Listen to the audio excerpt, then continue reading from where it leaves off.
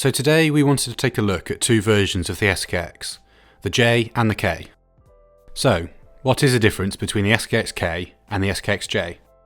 The most obvious difference is in regards to their model numbers. The J is supposedly related to the fact that this variation is made in Japan. The country the K reference is made in is somewhat unknown, with many people saying it's Singapore, South Korea or Malaysia. There are also mentions online that the J and the K refer to the markets the watch was intended for, rather than the origin of manufacture. Let's start with the dials on each variation. Looking at the two watches side by side, almost everything is the same.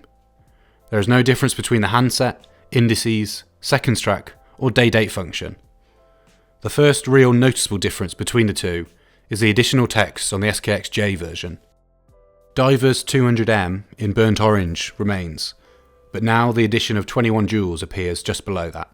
The K keeps a clean aesthetic with just the Diver's 200 on the dial. The next, and the final detail difference between the J and the K is the additional Made in Japan at the bottom of the dial on the J version. In the same place on the K, 7S26 sits at this position, which refers to the movement powering the watch. Admittedly, these are very small differences, but there is one thing that we can learn from the industry, is that small, subtle differences make a surprisingly big difference. Flipping both watches over, and they reveal one more small difference. On the SKXJ model, Japan WP can be seen just to the left of the model number.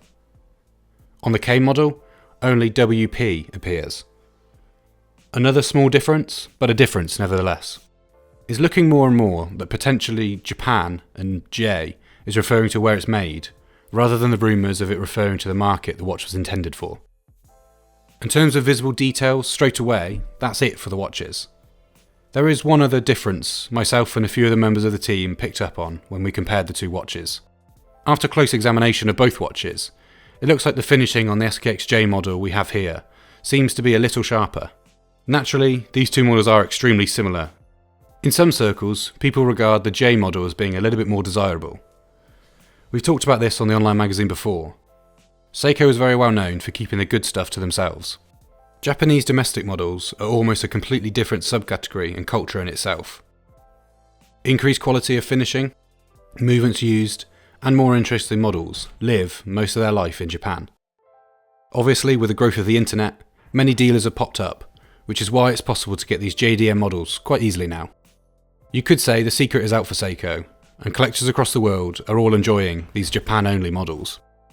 Watch collecting is a perfect example of how the small things, details, and slight variations in each model can have a big impact. When we relate this way of thinking to the SKXJ and K models, and the additional 21 jewels and made in Japan, it's no wonder the SKXJ is more of a desirable model. It's subtle differences like this that watch collectors love. It's the same reason why replacement watch straps or modding Seikos are so popular. Talking of straps, here are a few of my top strap suggestions for the SKX, whether you're a J or a K owner. They're simple handmade Italian leather with red and blue stitching. The reason this strap is number one on my list is down to the red and blue stitching option. This strap was actually created specifically for watches that had red and blue on the dial, which means it's perfect for the 009. If you've got the 007 SKX, one of the standard brown options would make a great strap choice as well.